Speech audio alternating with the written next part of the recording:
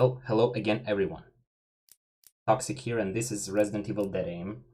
Even though it doesn't look like it by the main menu, as you can see it's Gun Survivor 4 Biohazard Heroes Never Die, whatever any of this means.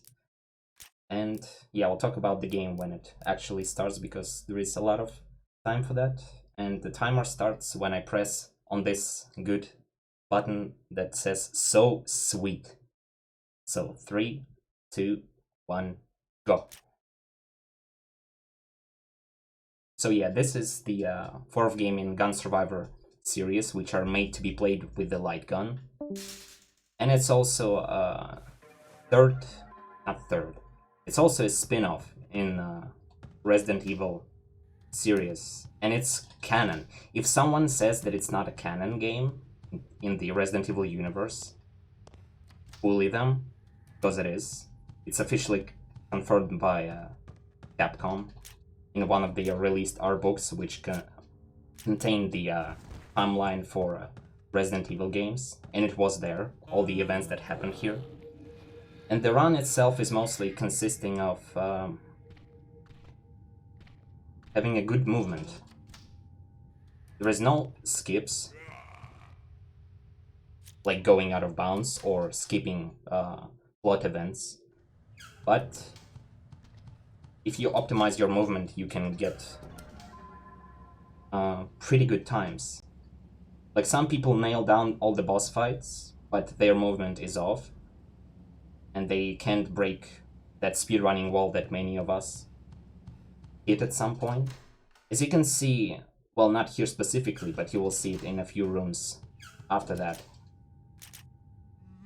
I don't open doors with my character per se. I open them with my camera. So the way this works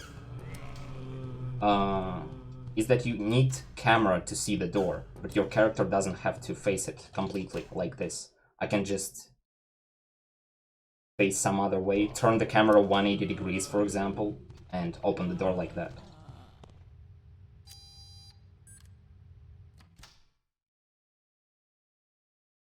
All cutscenes and movies are skippable in this game.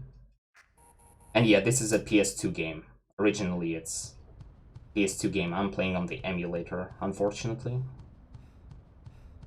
because I don't have my PS2 anymore. Feels bad, man. But yeah, you can play this game with the gun con, and that's most exciting with the gun con, because as you will see in the first boss fight in a couple of minutes, the aiming is first person, and you have that crosshair on the screen. And that crosshair is basically acts as your gun con, or light gun crosshair. And it's pretty fun to shoot at your monitor, I would assume. I haven't done that in like 15 years, ever since I had some of my older consoles. Nice. You can squeeze past this guy. Sometimes he's too close to the door, and you have to dodge him. But sometimes he's just too slow and it's completely random.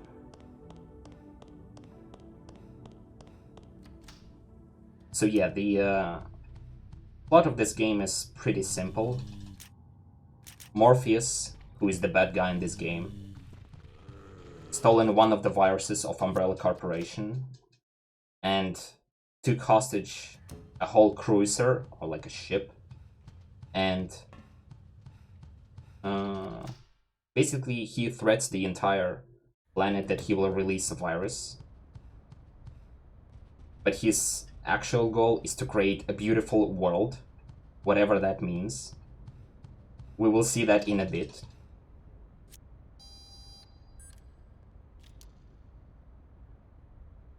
And we are playing as US secret agent, and we're trying to get information about all this stuff, and we're trying to stop Morpheus as well.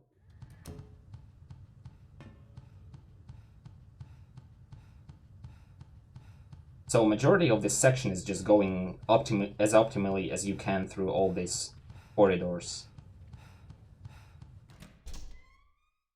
In some places, especially here, game tends to lag, at least on emulator. I'm not sure about console. Maybe it's not rendering something very well, maybe the engine can't handle some things, but It's not messing up your final time in any way, because we time this as IGT. Obviously on marathon it's RTA, but for the final time, thankfully, it's not affecting anything when you submit this to the board.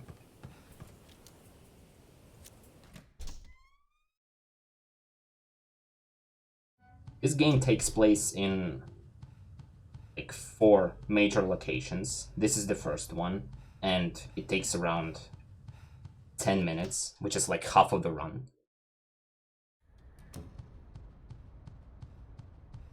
And after the boss fight, which is coming up in like minute and a half-ish, we're gonna go to the second level, and that is the most reset heavy point of the run.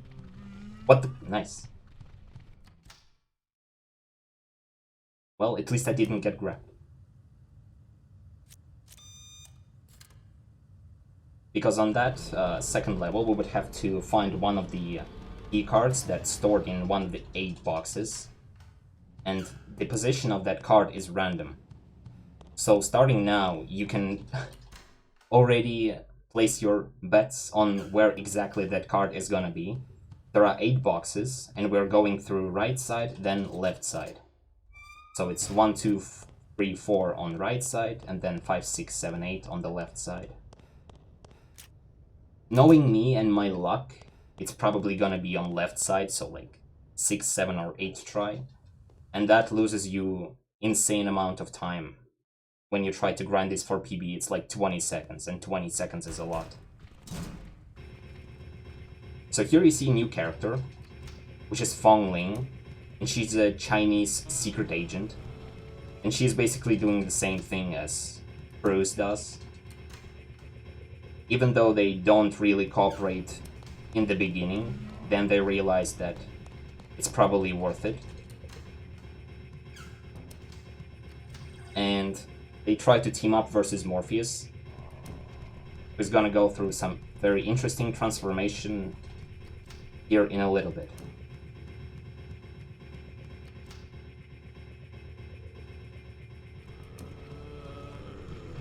Also, one thing to say, you could see me here getting a grab from a zombie, but he missed. And when you have an aggro from one of the zombies, that means for next 2 seconds, other zombies are not able to grab you. You like run in their face completely and they don't attack you. So as long as you aggro one of them and you dodge him, you can run through a horde of zombies and don't take any damage. So here we're back to Bruce, and this is the boss fight with Hunters. Hunters have 3000 HP. Each shot in the head takes up to 2000 of their health. So if you hit 2 by 2000, they are basically dead. Sometimes you can get a critical hit, and that one-shots them, but that's stupidly rare.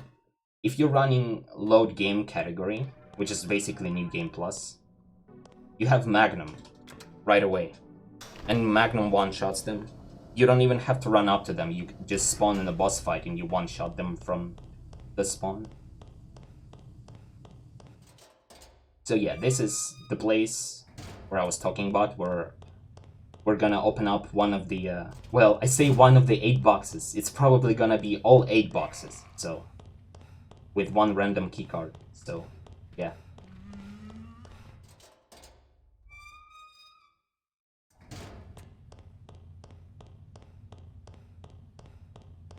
That's one of the reasons why I'm not running this game too much nowadays. At first that was exciting, to see where the card is, but when you keep getting here on a very good pace, and the game just says, no, you're not gonna get a good RNG, it kinda sucks. But let's see, maybe on the marathon I will get first try, for whatever reason.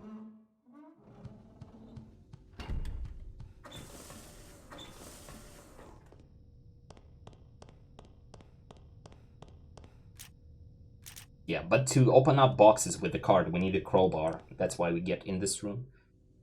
And here is the beautiful Morpheus. Morpheus wanted to create a beautiful world with beautiful people, So he changed his gender real quick by stunning himself with electricity. I would highly advise not doing that. Please don't electrocute yourself to death.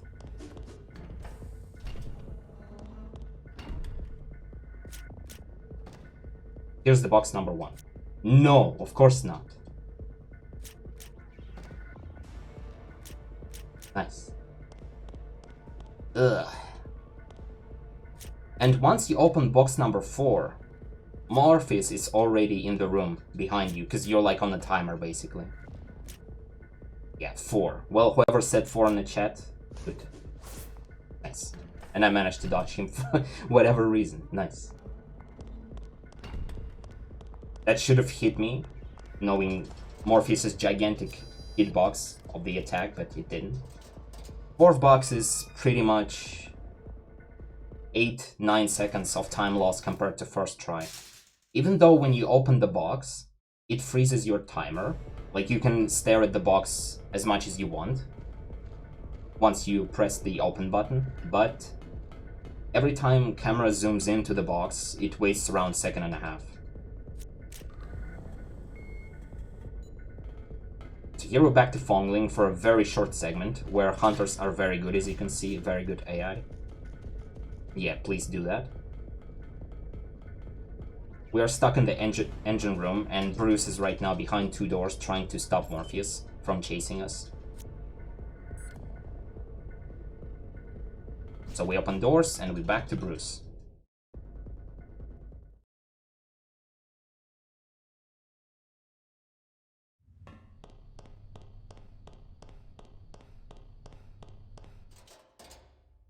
Next boss fight that is coming up is probably one of the most difficult ones in the game. Nice. My controller is dying. Oh no. Please. Thank you. Oh my god. Nice hitboxes, Capcom. What? Well, I will take that, gladly.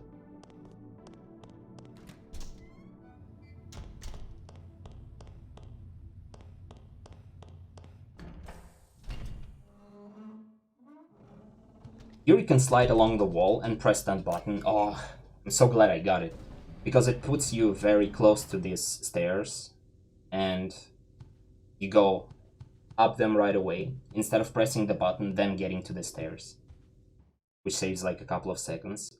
Here in the next room filled with zombies, there will be a strat that I will try to do, but it's pretty random because it depends on the position of one of the zombie cops. Let's see what he's doing. Nah, that's good. Gimme, gimme. What? Nice. He didn't even care about me. Well, bye.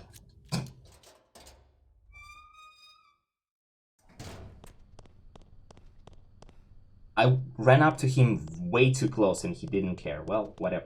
Basically, it's the same thing that I was explaining before. You can aggro one of the enemies, avoid their attack, and then second enemy will not care. And in this specific case, second enemy was the second cop near the door, which would allow me to open the door without getting bit. For light gun shooter, there isn't much shooting. Speaking of which, we need to shoot this captain. Don't really need to, but dodging him twice is slower.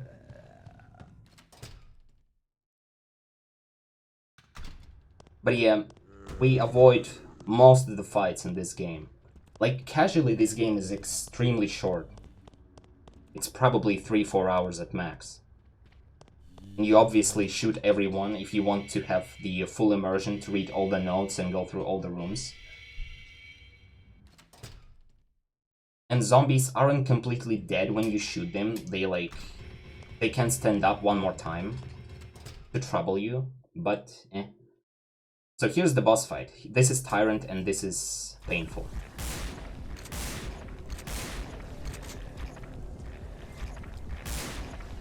Please. Nice.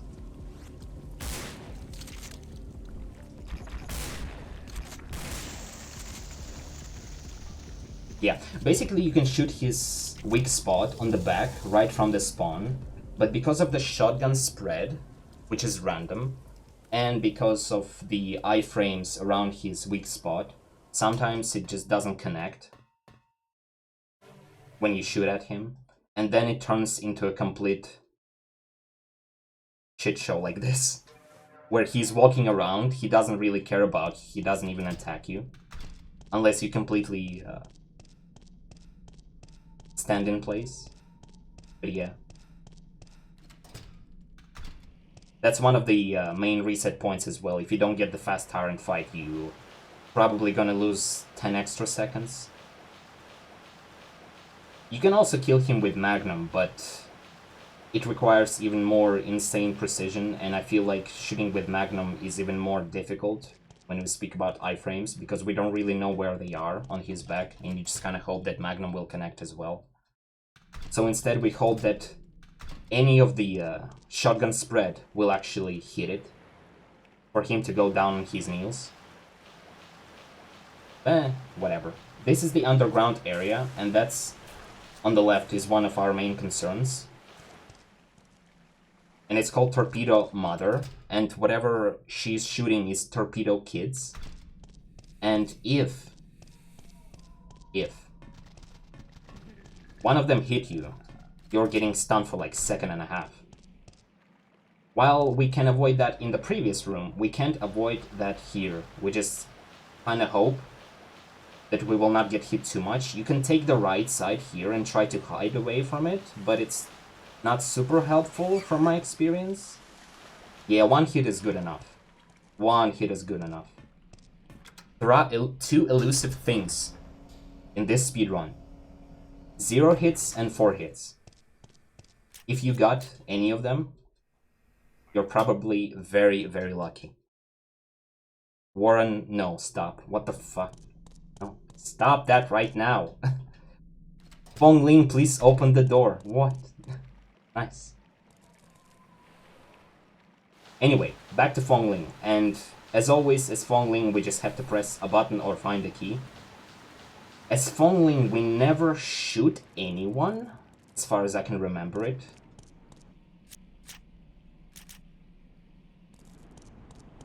So, yeah, that's nice. That's a good dodge. It wasn't necessary, but one of those zombies can stuck between 2 other ones, and he will not attack you, but I could already see that he got unstuck, so I knew that I would have to dodge.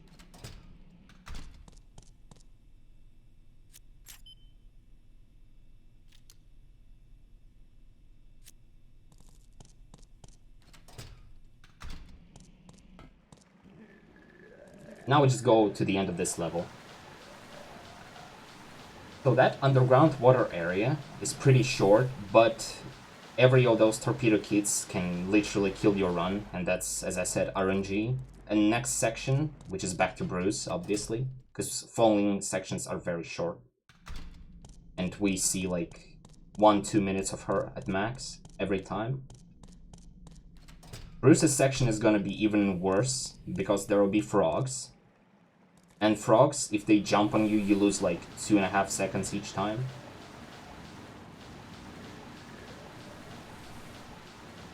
Nice. No, no, no, no, no, no. What are you doing? Please turn. Thank you.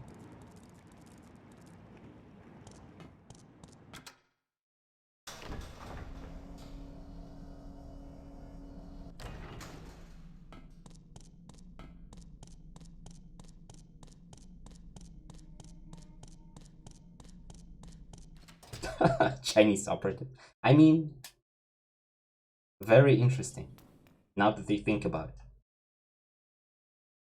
Yeah, this is back to Bruce, and we're going through the underground area without water this time, and this is basically a place where one of the creatures is stored.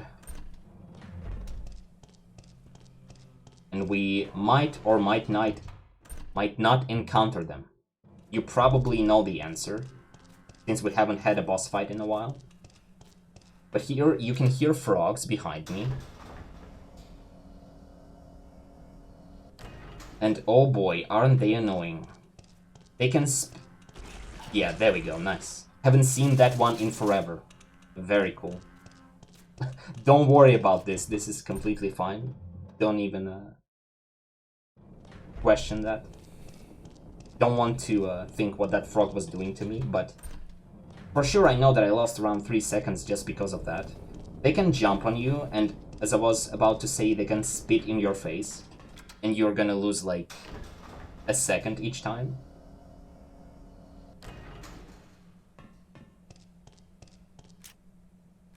Yeah, the fireman. Fire in this damage barely... fire in this game barely does any damage.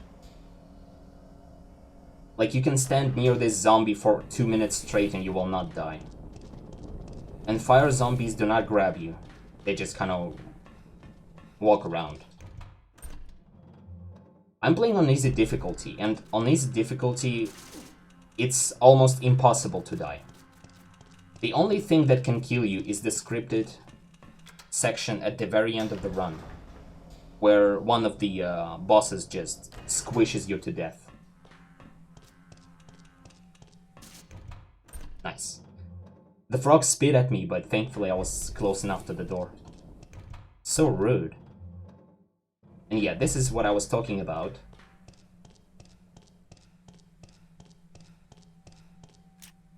And I need Magnum for this.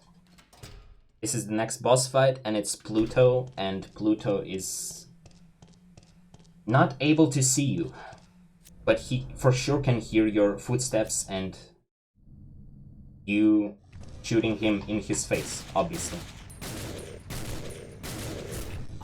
Rude. Now we change to shotgun.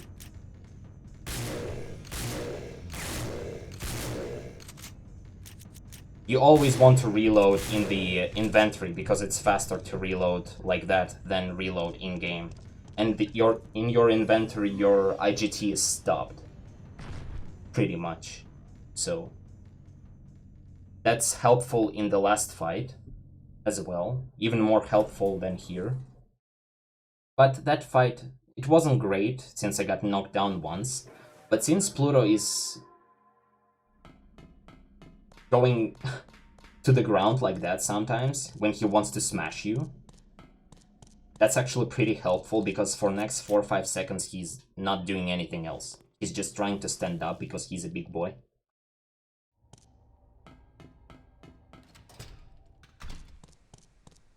And while he's doing that, you just shoot him in the head enough times. You don't need to get him under a specific point of health. I think you just need to shoot him enough times in the head. And once his head got enough of shots and damage, the brain will fall out. And if you shoot the brain, it one-shots him, which is very useful for normal and hard difficulty. Because on normal and hard difficulty, if he hits you once, on normal, you're in orange health, basically in caution.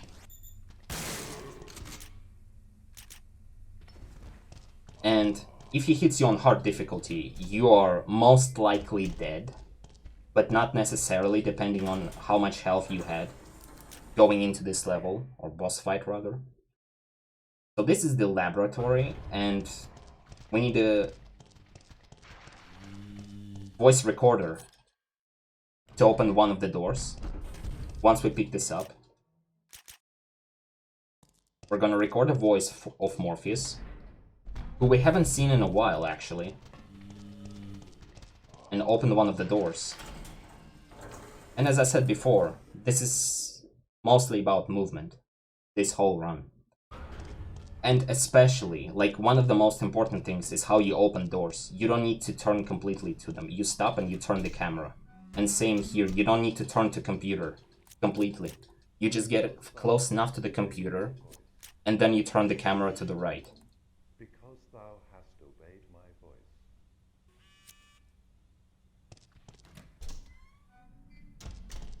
It's weird how that works, that you actually play with your camera, pretty much, not with your character.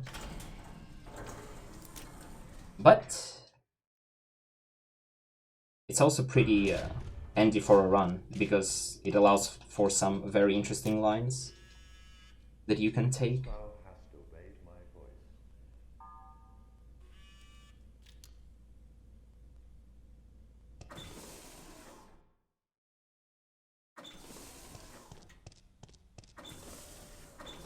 All this walking reminds you of Death Stranding. Well, okay, it's not that non-actiony. Come on now. What?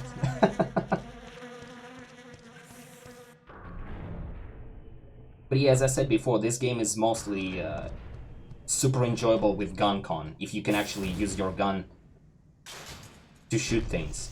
Here we want to one-shot this boss, which is Halberd, and she's the queen of the swarm. Nice. Excuse me. Nice. Usually, if you miss... Excuse me. Yeah, if you miss the headshot, which I did, you shoot Halberd 5 times in the body, and 5 times is enough to kill it, because it's 5 times 1,000 damage, so it's 5,000 damage, and she has 5,000 health.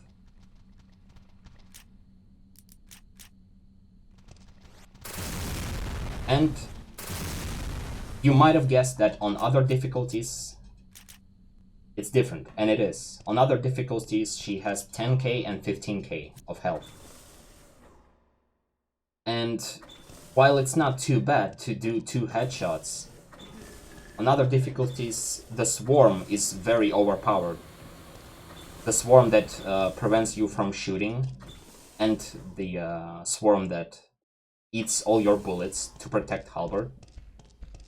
It can kill you before Halberd can even do anything, pretty much. Because I don't know what they were thinking. Maybe they haven't tested the hard difficulty or something, but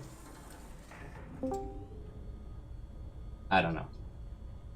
But yeah, we're going to the next boss fight, which is thankfully Morpheus, because we haven't seen that sir in a while.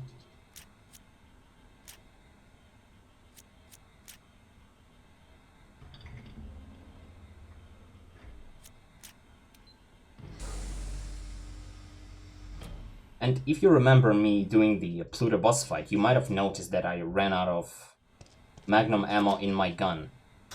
I still have 7 in my inventory, but just to be sure that I can do the last fight in the game, I'll pick up a little bit more in here. It's right around the corner after the elevator, which is pretty handy because you don't need to backtrack somewhere to pick it up. Right there. Here's the boss fight. You can do it 2 ways, which is a safe way, and that's how most of us do it. Or you can do it really sketchy way and you would have to YOLO for that. Well, I got a very interesting pattern where Morpheus decided to hide from me. That was not intentional, but that's what we call the proper pathing, where Morpheus is just getting in position where he can't do anything and he just dies and clips through the rocket. Which makes sense.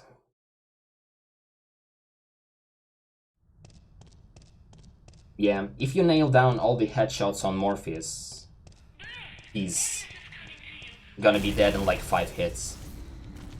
But since your rifle gun has a spread as well, or rather projectiles are going in a spread, sometimes not everything... Nice. What the... My controller is dying. Oh no. Can't even go around the corners. The heck?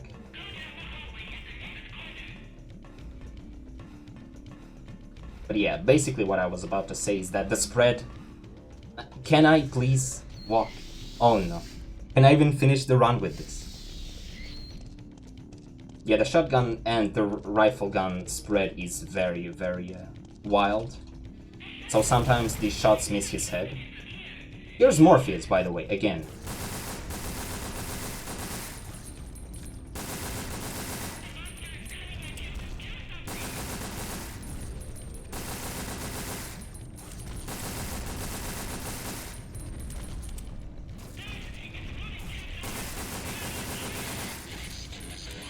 I know it doesn't look like Morpheus, but trust me it is, because he mutated after we killed him, which obviously makes a lot of sense.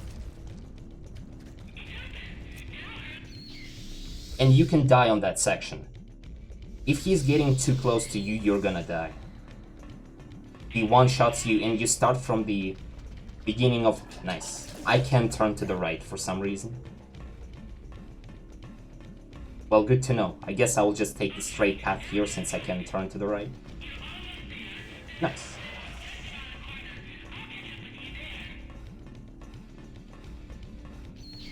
And here is the last fight in the game, so prepare for the time. Once the final cutscene starts, I will signal that run has ended. Morpheus has 5000 HP, so you need to hit him 5 times and then one finisher. So that was 5. You reload through the inventory and then finish him off. Time. There we go. That's the end. Sorry, but my dance card is full.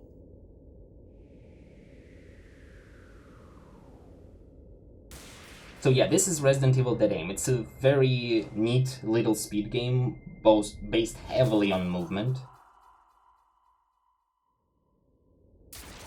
There are no skips, unfortunately, even though there is a potential for one, but we don't know how to go out of bounds, which would save like 5 minutes. Theoretically, maybe 4.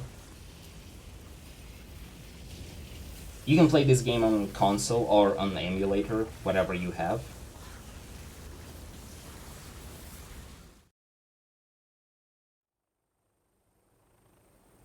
I think that run wasn't too bad. 22:45. Well, that was pretty slow, but that was mostly on me and my controller for some reason not turning me to the right. But I'm glad I managed to not die during a run, which can happen especially in the last boss fight.